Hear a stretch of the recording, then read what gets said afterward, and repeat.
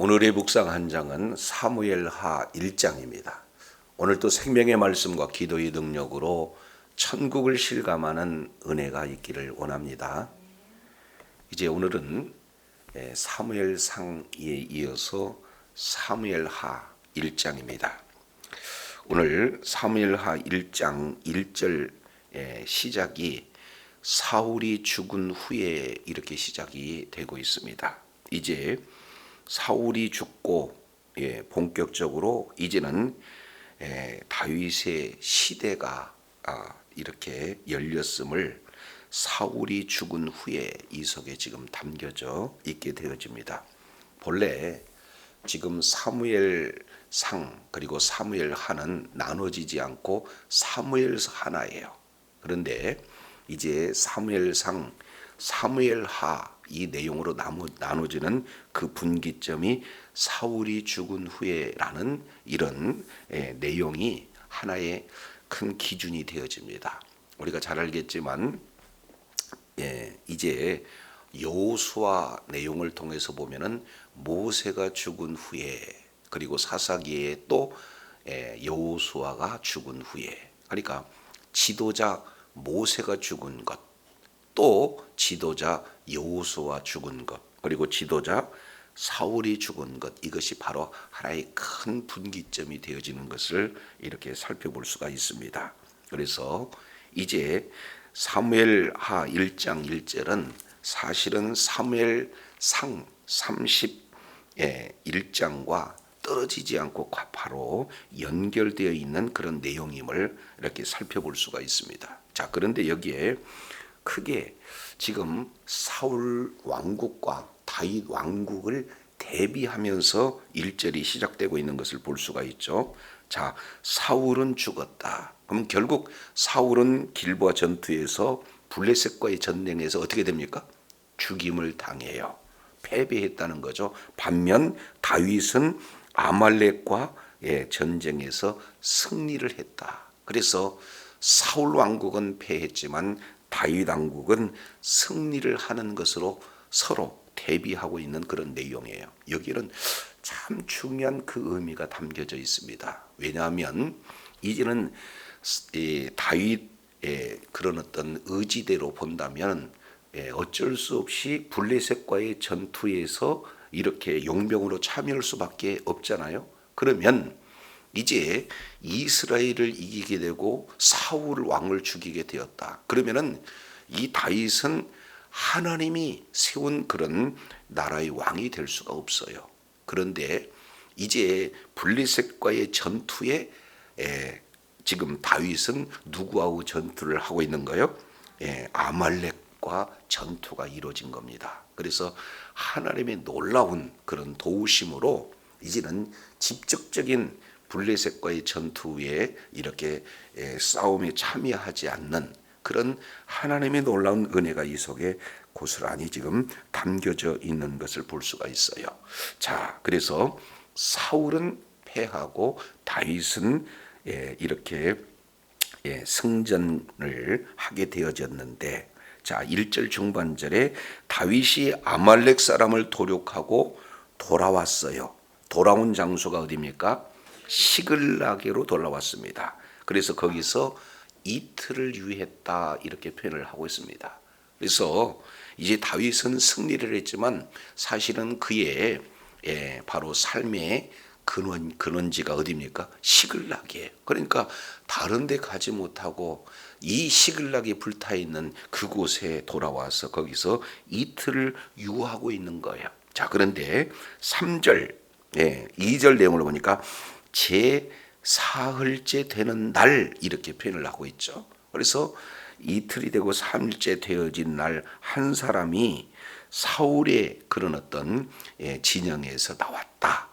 그런데 자세히 보니까 그의 옷은 찢어졌고 머리에는 흙이 있더라. 이 두 가지, 옷이 찢어지고 머리에 흙이 있다는 것은 그만큼 슬픈, 아주 극렬한 슬픔의 그런 표시다 이렇게 볼 수가 있죠. 자, 그러면서 그가 다윗에게 나와가지고 땅에 엎드려서 절합니다. 자, 그랬을 때 3절 다윗이 그에게 묻습니다. 너는 어디서 왔느냐? 이렇게 묻게 되어지는 거죠. 그랬을 때 이스라엘 진에서 도망하여 왔나이다. 지금 사실은 기쁜 소식이라고보다는 그 외적인 내용을 통해서 보니까 기쁜 소식이라기보다는 무슨 소식입니까? 슬픈 소식이에요. 그래서 어디서 왔느냐? 지금 이렇게 질문을 하게 되고, 자, 그 대답이 이스라엘 진영에서 왔나이다. 그러니까 다윗도 얼마나 지금 궁금해요. 출전을 할 수밖에 없는 그런 상황 속에서 하나님의 도우심으로 이제 블레셋 방백들이 철저하게 다윗을 배제시켜서 거기에서 떠나오기는 했지만 그 전쟁에 대한 결과의 궁금증이 있지 않겠습니까? 자, 그런데 이스라엘 진영에서 돌아왔다. 굉장히 궁금한 내용입니다.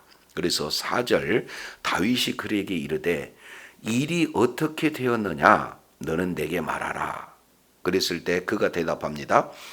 군사가 전쟁 중에 도망하기도 하였고 무리 가운데 엎드려져 죽은 자도 많았고 사울과 그의 아들 요나단도 죽었나이다 하는지라. 여기에 지금 이 한 사람이 다윗에게 왜 왔는가 하는 그 내용을 4절에 잘 묻어내서 지금 보고하고 있는 것을 볼 수가 있습니다. 자, 세 가지죠. 군사들이 도망하였습니다. 그리고 무리 중에 많은 사람이 죽었습니다.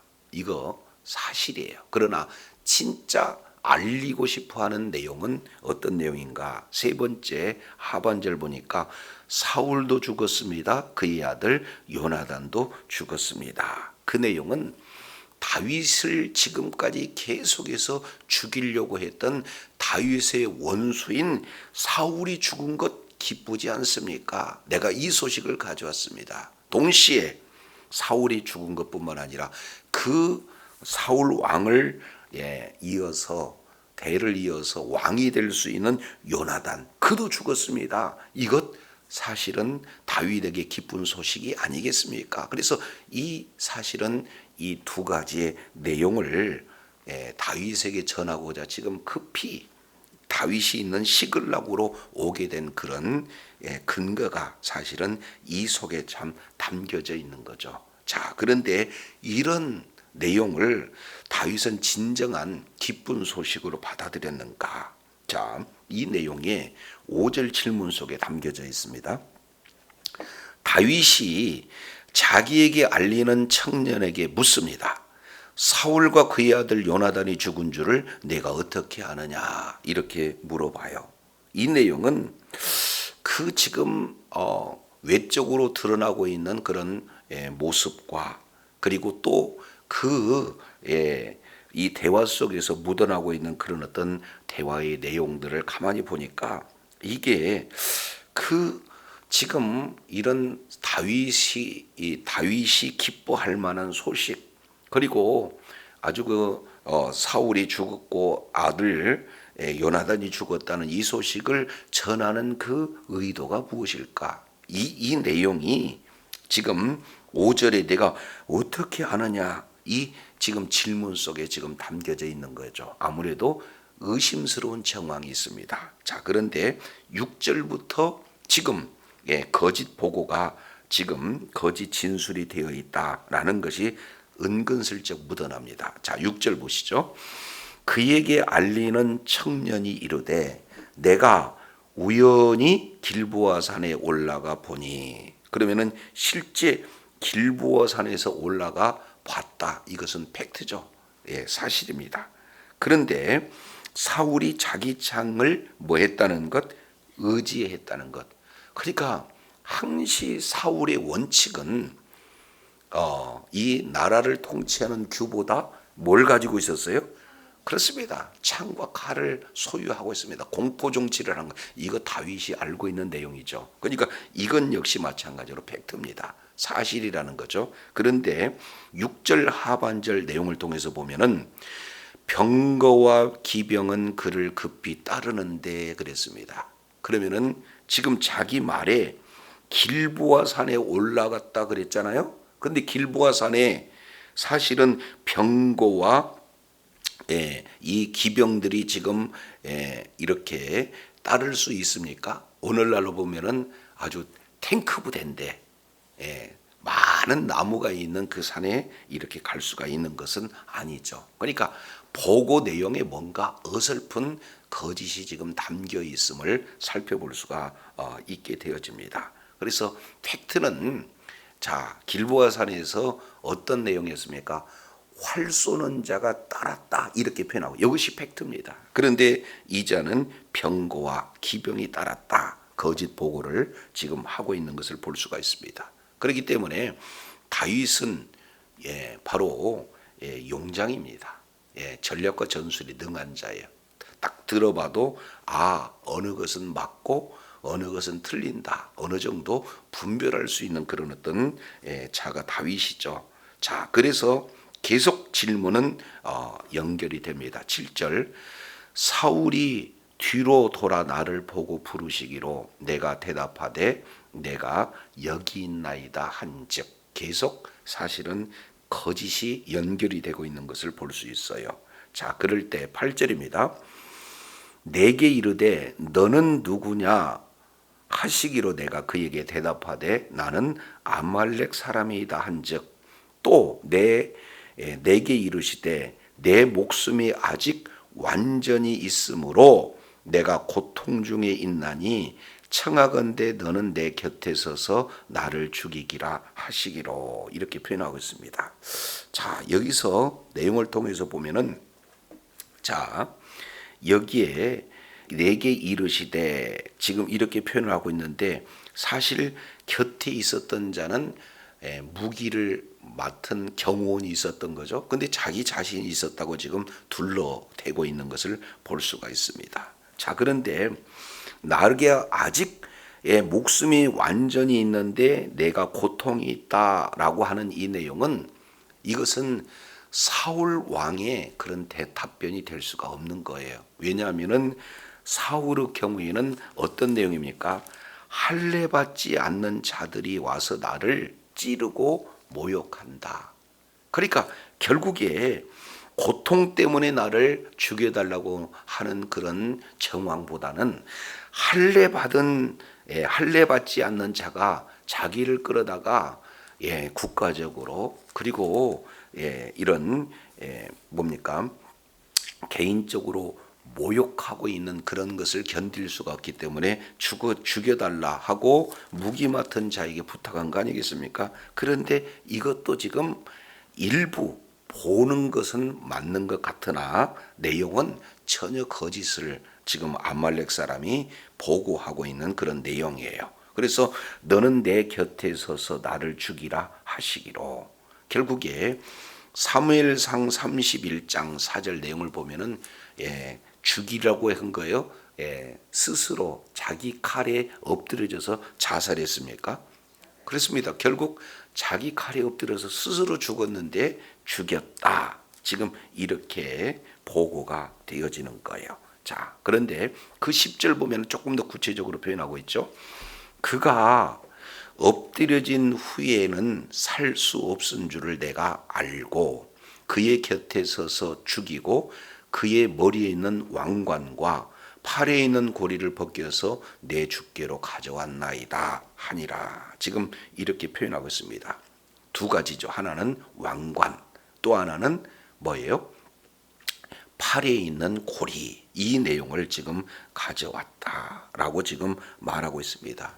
결국 이 두 가지 내용을 통해서 보면은 이제는 그 왕위가 이제는 사울이 죽으면서 다윗에게로 그리고 그 왕의 상징이었던 왕관과 팔에 있는 고리가 누구에게 지금 전달되고 있습니까? 다윗에게 지금 전달되고 있어요.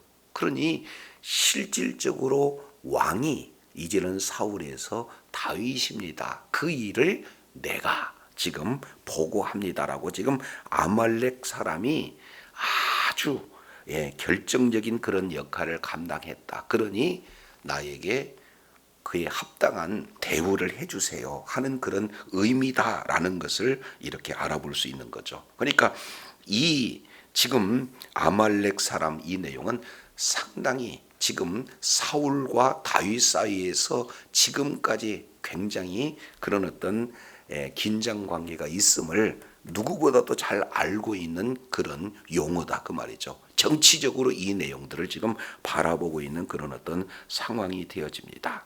자, 이랬을 때 다윗은 이제는 자기의 사실은 대적의 역할을 했던 사울 왕이 죽고, 그리고 이제는 그를 이어서 왕위를 이어받을 수 있는 요나단이 죽었다. 이 소식을 이렇게 듣고 그 증거로 왕관도 팔꼬리도 가져왔다. 그러면은 기뻐해야 사실은 맞을 수 있는 그런 기대가 아니겠습니까? 아말렉 사람의 생각에 의해서는. 자, 그런데 어떤 반응을 나타냅니까? 자, 11절 보시죠.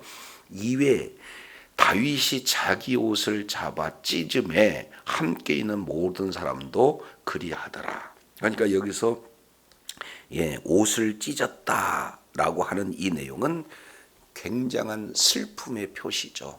그때 당시에 옷은 굉장히 중요한 자산이에요. 그런데 옷을 찢었다. 그만큼 나는 옷을 입을 이런 어떤 자격을 가지고 있지 않다. 그런 상태가 아니다. 그 내용은 극도의 슬픔을 표현하고 있는 그런 어떤 내용이에요. 그러면은 왜 이렇게 다윗은 극도의 슬픔을 표현했을까?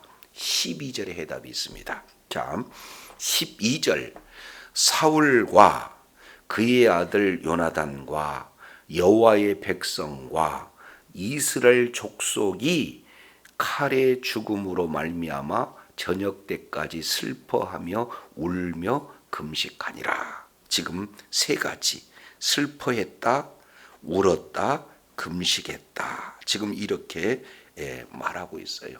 그러니까 이제 그 정적이었던 원수 입장에 있었던 사울 왕이 죽은 것을 기뻐하기보다는 오히려 뭐예요? 슬퍼하고 울고 또 뭐예요? 금식을 했다. 지금 이런 표현인데 여기에 자세히 살펴보면은 첫 번째 사울입니다. 두 번째는 요나단입니다. 그리고 세 번째는 여호와의 백성이고 네 번째는 이스라엘 족속이 지금 거론이 되고 있어요.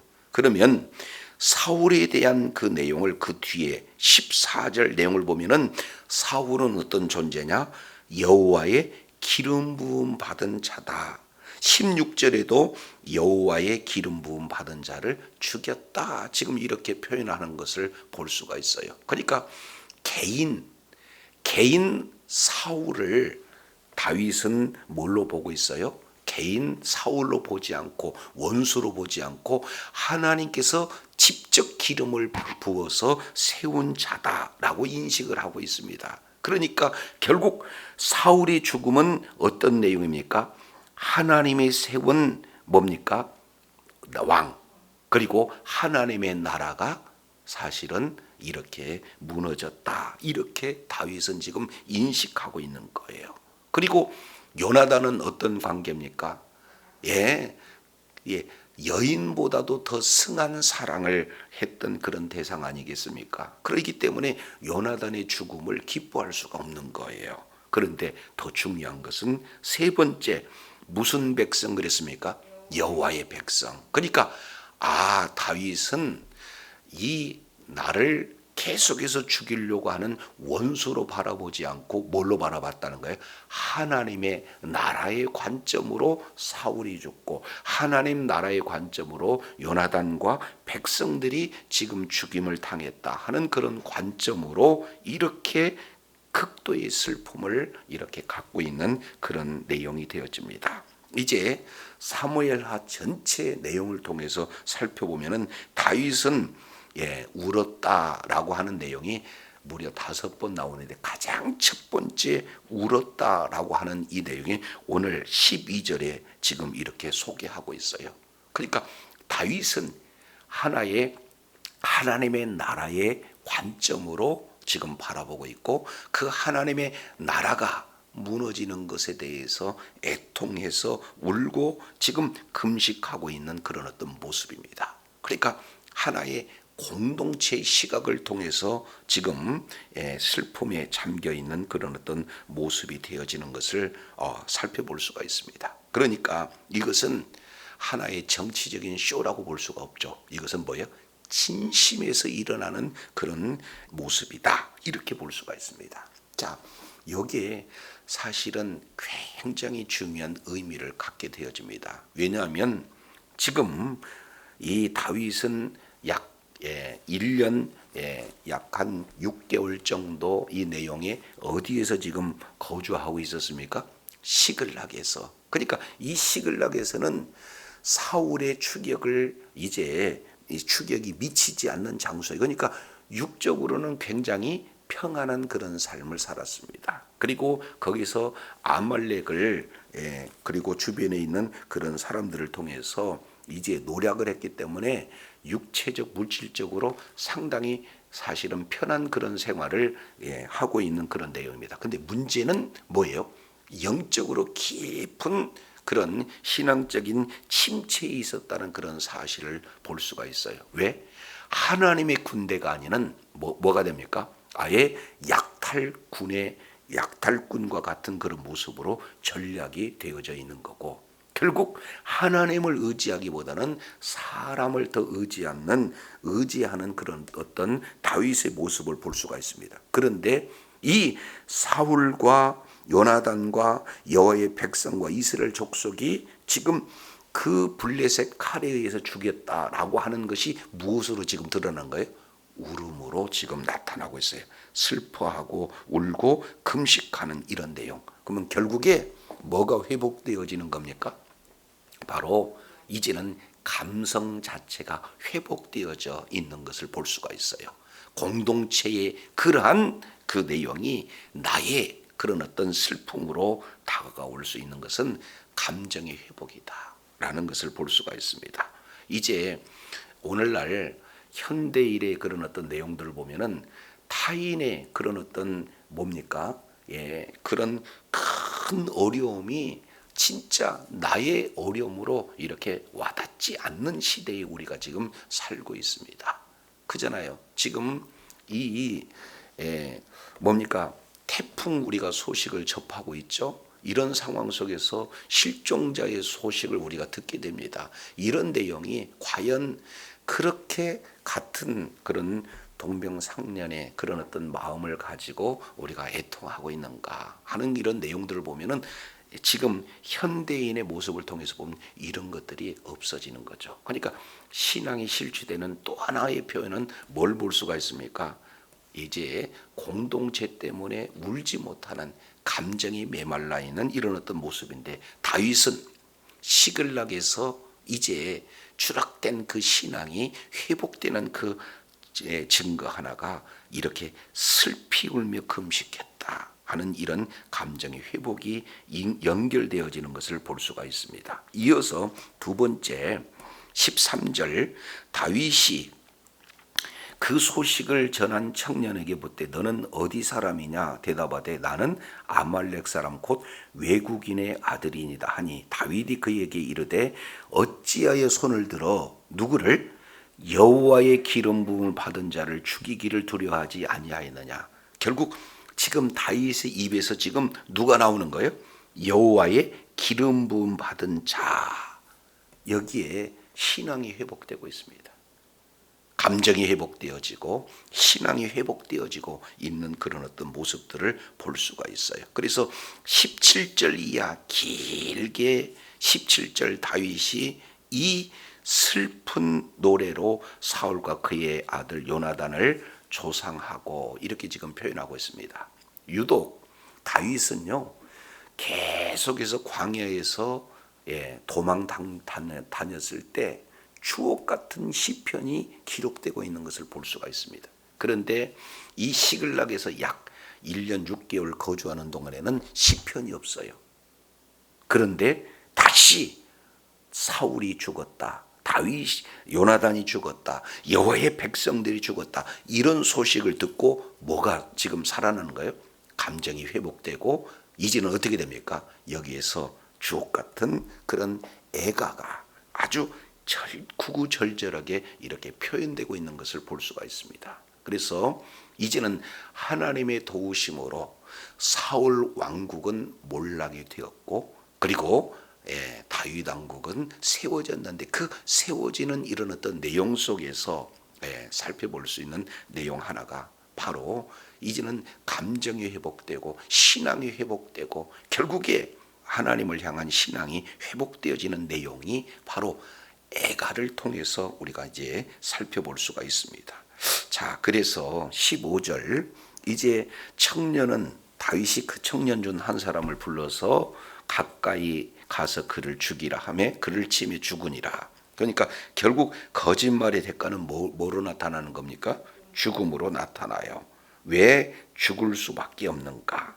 그런 하나의 정치적인 목적, 이기적인 그런 욕심을 따라서 거짓말을 하는 그 최후가 어떤 내용인가? 16절, 다윗이 그에게 이르기를 내 피가 내 머리로 돌아갈지어다 내 입이 내게 대하여 증언하기를 내가 여호와의 기름 부음 받은 자를 죽였노라 함이라.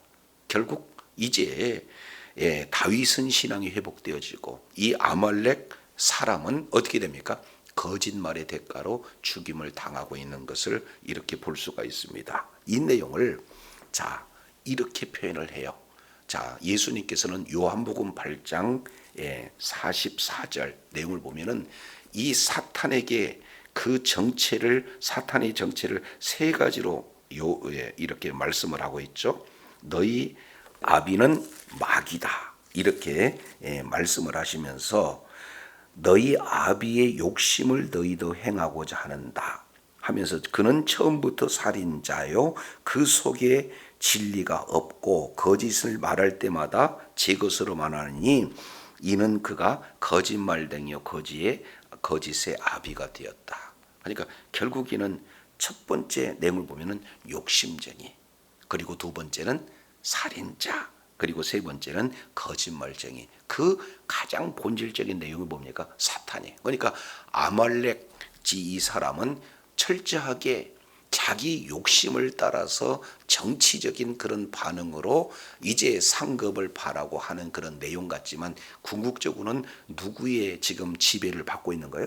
악한 사탄의 지혜를 받아서 결국에는 거짓으로 말미암아 그 욕심을 이루기 위해서 거짓을 하고 진리에서 벗어나는 그런 내용으로 결국 죽임을 당할 수밖에 없는 그런 내용이 되어집니다. 자, 그런데 우리가 이제 한 군데 찾아보겠습니다. 다윗은 그와 함께하는 모든 자들은 이 소식을 듣고 기뻐하기보다는 뭐 했어요? 함께 울었습니다. 이 내용을 사도 바울은 로마서에서 공동체에 주어지는 그런 바로 내용을 잘 이렇게 표현을 하고 있는데, 로마서 12장 한번 보시겠습니다. 로마서 12장 14절, 너희를 박해하는 자를 축복하라, 축복하고 저주하지 말라. 그러니까 다윗은 자기의 원수를 저주하지 않고 뭐 했어요? 축복하고 있는 그런 내용이에요. 그러면서 15절, 즐거워하는 자들로 함께 즐거워하고 우는 자들로 함께 뭐 해라?